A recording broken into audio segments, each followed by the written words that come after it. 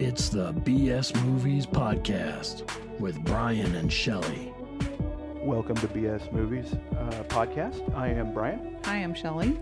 And we are talking today about Brian DePalma and his films. There's a really great documentary, actually. It's right there in my top movies of the year so far. Absolutely. Called just DePalma, where he talks in length about basically all of his films. Like, it's very thorough. They talk about a lot of movies that I didn't even know about that he did, like student films and stuff like that. But that sort of got us into the thought process of, well, there are a lot of really great Brian De Palma movies. And yeah, that was one there were some up there that I sort of forgot. Oh, yeah, for sure. You know, I'm like, that's a De Palma movie. Yeah, exactly. You're just like, oh, I forgot that Brian De Palma did that, you know? Yeah. Like Mission Impossible's like that for me, big time. Yeah, that was like, one I don't... Oh, that is right. Brian De Palma did that, you know? Yeah. And it's just like, it doesn't seem like a Brian De Palma film, but like in a certain aspect, I feel like it is sort of a Brian De Palma film. Right. And he has a million great movies. There are some bad ones, too. I'll warn you of some of the bad ones maybe here at the end of the podcast. But he's got a bunch of really great movies. So let's just sort of jump into it here and start talking about them. So I am a huge fan of Dressed to Kill. To me, it is almost a remake of Psycho. I mean, I feel like it is. Yeah, it's definitely his homage to Psycho. And I mean, it's perfect. I mean, even the ending with the explanation and stuff, it's really, I mean, even though it goes a little bit farther than that, like after that, but he certainly, like, when you watch his films, and like the reason that it really stood out to me, and I mean, it's pretty apparent, you know, that he's greatly influenced by Alfred Hitchcock. I mean, it's just so obvious. But like, I just saw Hitchcock Truffaut, recently, and so it really did another really great documentary. Yeah. Like, there's a bunch of really great documentaries about directors now that I'm really appreciating, because I feel like they, you know, maybe a lot of people didn't really realize, you know, early on that what a driving factor the director is, and so I'm glad to see that now a lot of retrospectives are being put together for some of these people. But like Dressed to Kill has just shots that are just taken right out of like Vertigo or, you know, Rear Window or something like that. And it's just so apparent the way that when he's following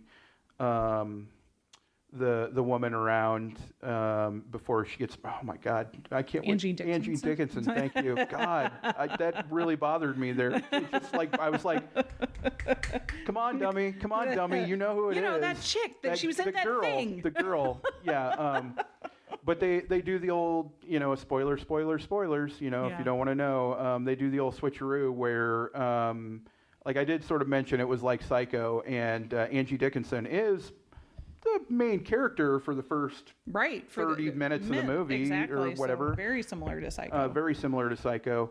And very much like an homage to even the way that she's sort of killed in the elevator and stuff like that. You know, just seems like painted with the Psycho brush. You know. Yeah.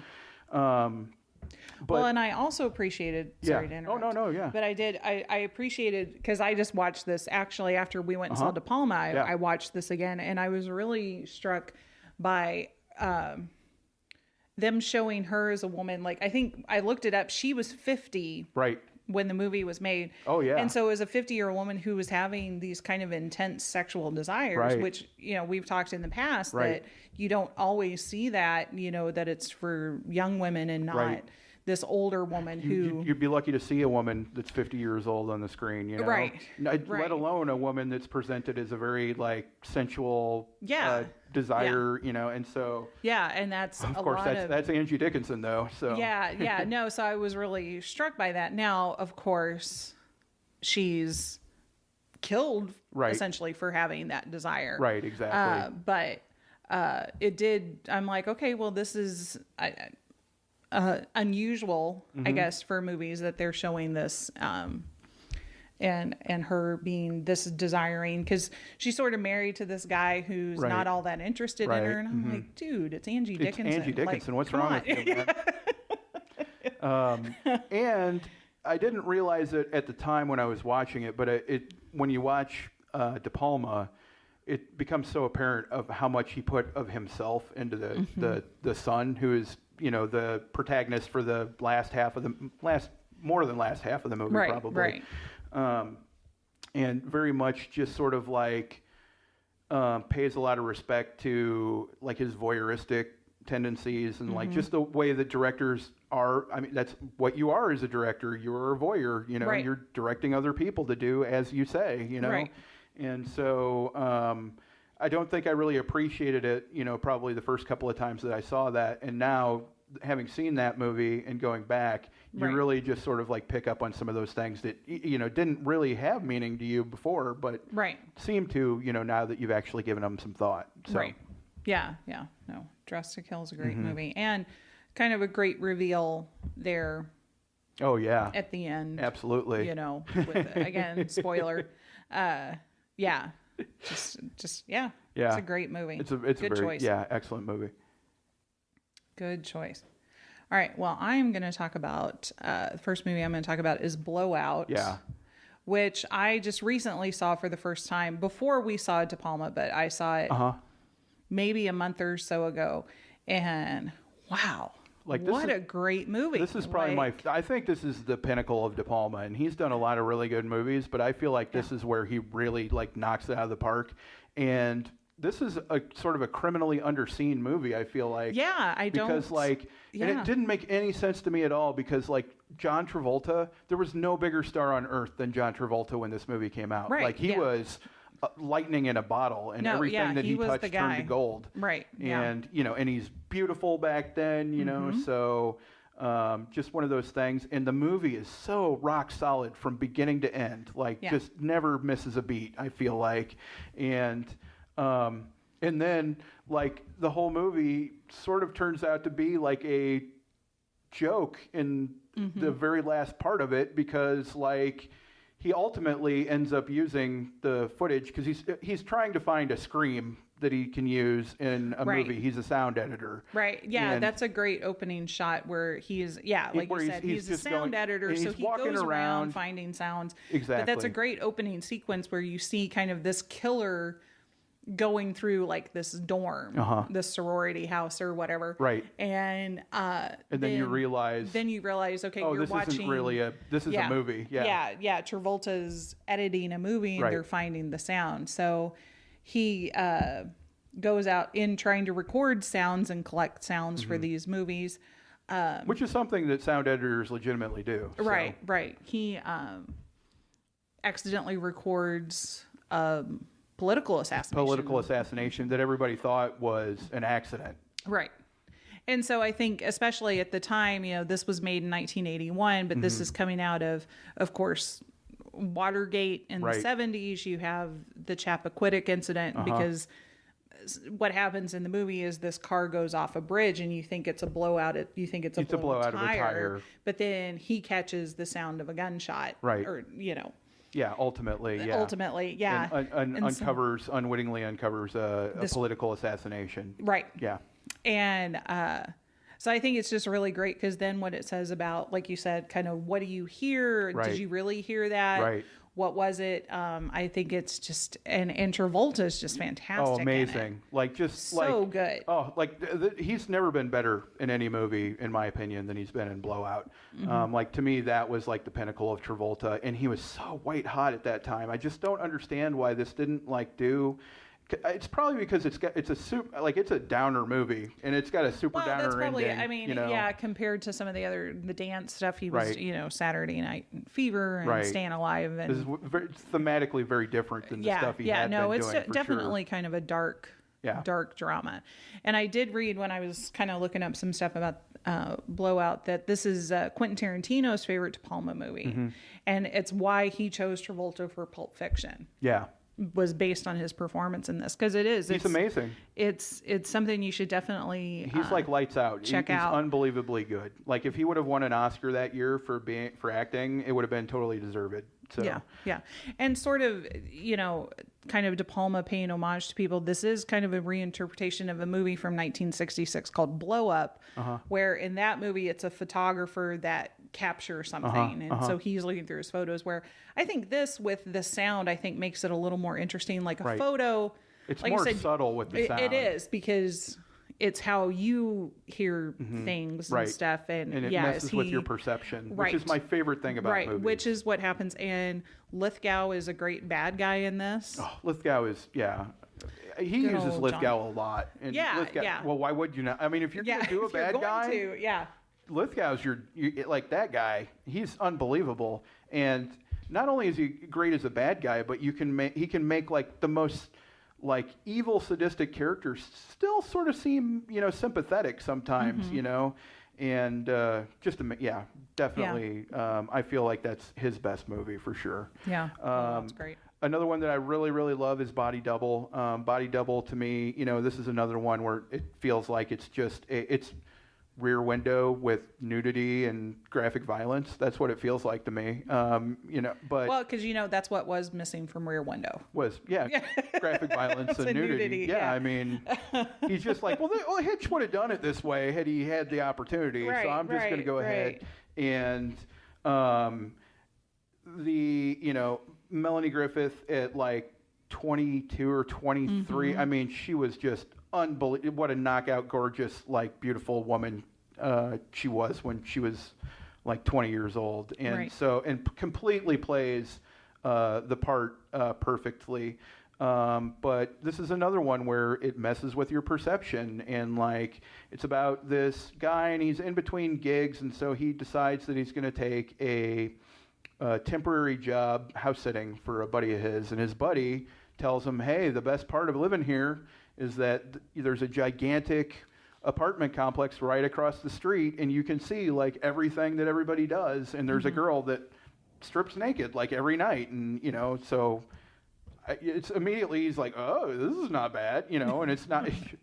She's being pretty obvious about it too, because the windows are wide open and stuff like that, and it just, again, it's one of those ones where like he thinks he sees somebody get murdered. And like he goes over, and it turns out that it was not what he thought it was exactly, and it just sort of like, then it messes with you again, and sort of just keeps peeling the layers back until it's just like another one where you're just like, what is even going on in this movie, right? You're just like, there's so many like, pieces on top of pieces that you almost get lost by the end, but like it just pulls everything together, and just a really solid movie all around. The main actor, whose name I forget, Greg Wasson. Thank you. Yep.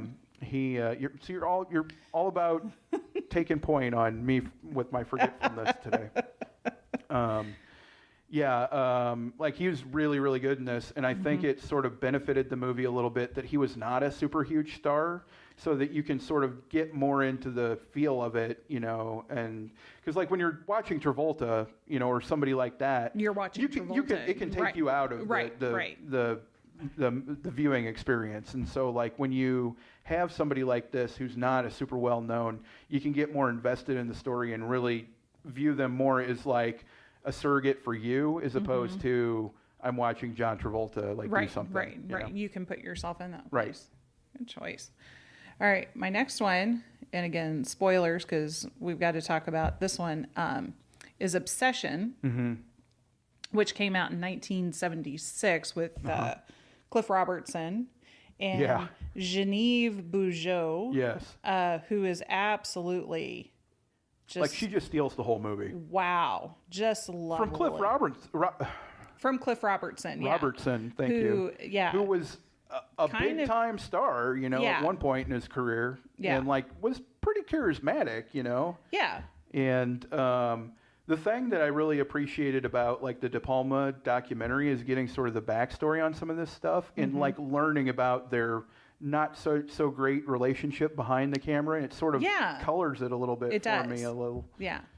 But Obsession is this is his homage to Vertigo. Yeah.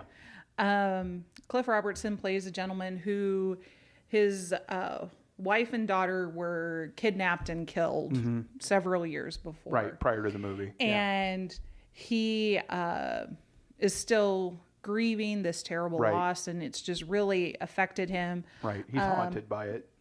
And he is building a church in memory of his late wife. And so as he's gathering the pieces of this church, he goes to, I think they live in Louisiana, like New Orleans.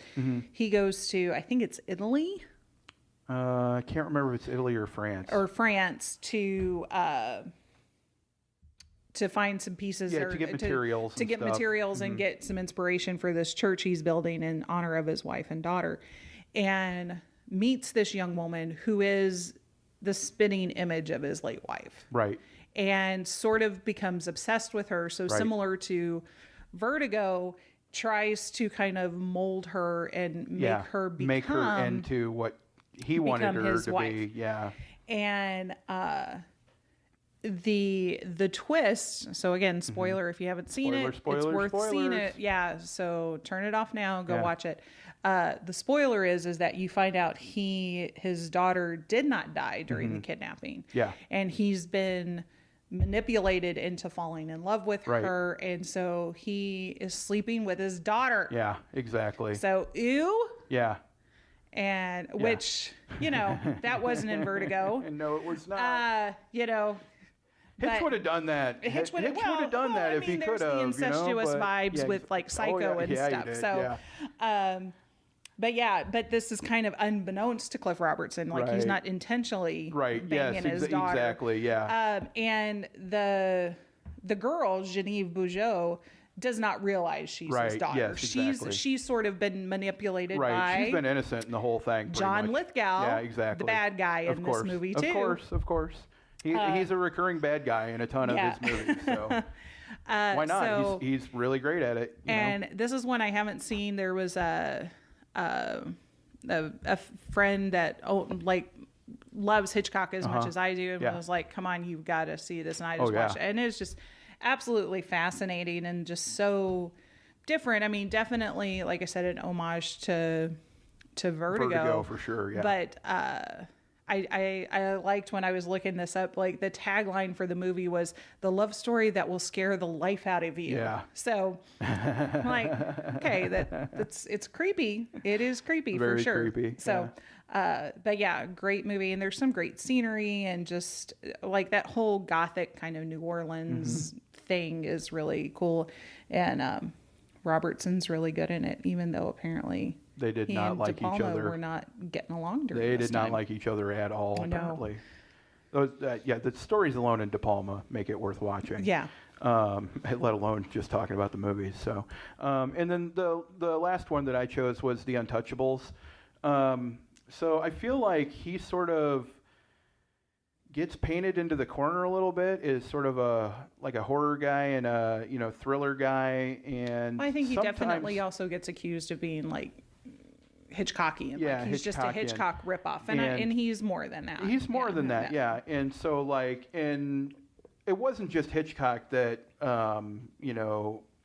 influenced him, and that's sort of apparent by a movie like The Untouchables, where you can see that it was just like, there's a lot of, it wasn't just Hitchcock that was doing these sorts of things. He was the best at it, but there were other people that did it. Sure. And so I don't feel like DePalma gets the credit for putting together some of these set pieces that he does that are just like the camera going up and Carrie, the camera is sort of going up the thing and, around to do the reveal on the pig's blood that's just so slow, or like the shootout in the train station in this movie where the baby's going down the steps like in Battleship Potemkin. Right. And, he's got to make sure that this baby doesn't die. At the same time, he's got to get this guy, because this guy is, and just amazing, the action sequences that were put together. Sean Connery got an Oscar for this. I don't really feel like he's any different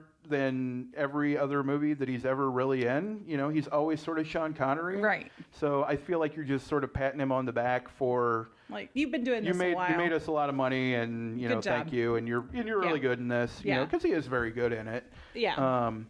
But just out of the park performances by especially Kevin Costner. Like, to me, this is what, there's this in Dances with Wolves and Field of Dreams that all just sort of happened boom, boom, boom and made him like a huge, huge star. Right. And it's so apparent, you know, especially back then when he's young and handsome and skinny and, you know, all those things.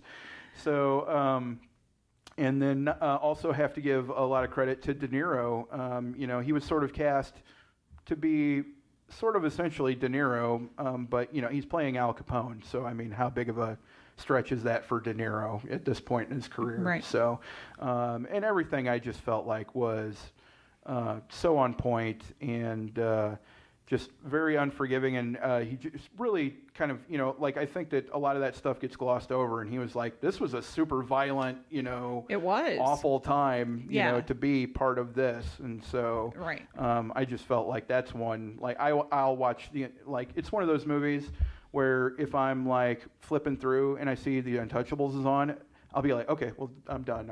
I'll watch this. I found what I'm watching. Exactly. Especially, and I've done this plenty of times, where you're turning and it's the scene with the shootout in the train station. You're just like, oh, perfection. You know? Done. Exactly. Yes. Well, the movie I'm going to talk about next is, and you just mentioned it, is my favorite DePalma movie, is Carrie from 1976. Excellent film. Really great. This is also my favorite. I'm a big Stephen King fan. This is my favorite Stephen King novel. It's always amazed me how King can relate to, I guess, the horror of being a girl, especially that gets portrayed in this movie. Because I was kind of the awkward, shy girl. I was not, thankfully, bullied as much as Carrie is in this movie, but I was sort of that kind of forgettable girl. Just kind of in the background, didn't say a lot, didn't have a lot of friends. You know, Carrie is definitely that. And I think it's just, as creepy as this is going to sound, I think it's a really beautiful opening to the movie. Yeah, with the sequence kind of where they're all naked in the locker room. Yes. I'm not. That one, I know you're not going to complain. I don't hate that scene. But I think it's just because it's kind of got that filter where it's very dreamlike and it sort of has that soft music. Right. And then it's just not really done in a sexual way at all. No, it's just sort of like, here are these lovely high school girls, and it's after gym class, and they're kind of changing and getting ready, and it's just horseplay and you know, that slow sort of motion stuff. And stuff, and you see Sissy Spacek, who plays Carrie, taking a shower, who then realizes that she's bleeding. She's started her first period, and then, you know, the movie just sort of you kind of go from this really soft kind of dreamlike. Everything's sort of nice, and then everything is harsh, and everything is very which is, you know, sums up going from a girl to being a woman. It's just it's very horrifying. And especially Carrie, she's 17. Her mother's never talked to her about this because her mother's this domineering, crazy, psychotic, religious woman who feels like this is bad. Not just the normal course of life. And so Carrie's pretty terrified by all this. Oh, yeah. And the girls kind of teasing her, you know, then throw tampons and pads at her and like, plug it up, it's fine. You know, not really understanding why is this girl freaking out.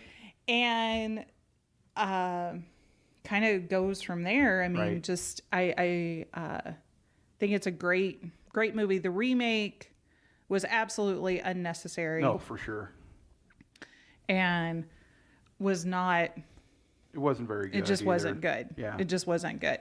They went essentially the exact direction that I would have never gone with Carrie, you know, with her, like, basically, like, you know, destroying the whole town and, like, you know, just crazy stuff. It just gets a little out of hand. Yeah. And I like Chloe Moretz a lot, so, you know, it's nothing against her, but, you know, there was no point. Like, when you execute it so well the first time. Yeah. Like, there's certain movies where it's just like, I mean, you can, but why would you do it? You know, it just doesn't make any sense. Well, and I wasn't there was like a TV miniseries that came out in the early 2000s with Angela Bettis as Carrie that I thought was fine. Yeah, it was okay. Like it was a little more faithful to the book. To the book, yeah. And that was fine. I didn't have a problem with it, but I do think, I mean, Carrie to me is just, it's almost perfect in the execution. I mean, Sissy Spacek's performance, like you really believe she's kind of this awkward, shy girl where I sort of had a problem with Chloe Grace Moretz in the fact that she's supposed to be kind of this awkward girl where she's just so lovely, you know, that I couldn't buy into her being shy. And I don't know if it's because I had seen her in other things where Sissy Spacek, this was sort of my first introduction to her. And Sissy Spacek, if you happen to listen to this, I do think you are beautiful, but this is not a slight against you. You know, but she's I think she's aged very well, too, actually. Yeah, she's still very good looking. Yeah, you know, but I mean, she sort of fit now. that kind of plain, what Carrie was supposed to be. It wasn't that Carrie was like, ugly. Right. But it was just, she's she was not just Hollywood sort of this, beautiful. Yeah, you know, she was just sort of this plain girl. Right, exactly. And Sissy Spacek was able to do that. And then Piper Laurie as amazing Margaret White, her mother, is just They both got nominated for Oscars for this movie. Yeah. So they didn't neither of them won, but Sissy Spacek would eventually win for Coal Miner's Daughter later. Yes. But yeah, so Piper Laurie. Piper Laurie is just great. Like that scene at the end when she's coming down the stairs carrying the knife and just the look in her eyes, like where she just truly believes this is God's will for me to kill my job and I am fulfilling my mission. And just sort of like this crazed joy that's on her face that she's going to fulfill her mission is amazing. And the end is definitely one of the best jump scares. Like it still gets me to this day and I know it's coming. I know, right? You're exactly right. We watched it in the movie, and I think you jumped when it was, you know, when they're when they show it in the Palma, showing the 5-second clip, and you know exactly what's going to happen, you know. Yeah, I've seen that movie. I don't know how many times I've seen Carrie at this point, but yeah, it gets me every time, and it just the sequence at the end, I feel is as good a set piece that's ever been put together in film history. I just like it was just so. It was so thoughtful the way that he put that together. And again, ends the sort of the way it opens with. You know, it opens very dreamlike, and then the end is very dreamlike and sort of that filtery, foggy. It's just great movie. Definitely my favorite DePalma film. Definitely, that's a very, very good one. I like that one a lot. All right, well, you know, there is for sure some other DePalma movies I feel that are worth checking out. So you'd probably want to put down the remote and take a look at some of these other films as well. I feel like Sisters that's one that a lot of people are sort of mixed about, but I really enjoy Sisters a lot. Yeah, and I don't, so. Yeah, exactly. People have very mixed feelings on that movie. Phantom of the Paradise is actually surprisingly good. It is a very like Rocky Horror Picture Show sort of movie, and it seems like so out of place for De Palma. Oh, is that the one with Paul Williams? Yeah. Oh, okay. Yeah, but it's just like De Palma was really out there. Like I just can't even imagine the craziness of like the Hollywood scene at that point. And Carlito's Way is another one that's very good, I feel like. There's a couple out there that you should probably sort of avoid. I'm not a super big fan of Femme Fatale. I don't know how you feel about that one. No, I didn't like that one. The Black Dahlia, most of the stuff that he gets towards the end of his career, or I guess he's not, you know, at the end of his career. Yeah. But, you know, as he's gotten older, just less consistency. And he even sort of mentions that in the documentary, that he feels like he'll be judged on his output from like, you know, when he's 30, 40, and 50. So yeah. Because Passion is another one he did that with Noomi Rapace and Rachel McAdams that came out just a few years ago. Right. That looked really great. Oh, yeah, looked very pretty. Yeah. Looked like a great De Palma film, and then it just sort of just falls apart. And convoluted. I don't think the story was very strong. It didn't really work. The performances were fine, and it looked good, but it just sort of something went wrong. Yeah, for sure. Thanks for listening, everybody. Thanks, everybody. Join the conversation at BS Movies Podcast on Twitter, BS Movies on Facebook, and at bsmovies.co. If you like this podcast, please take a moment to rate us on iTunes. Sharing is caring.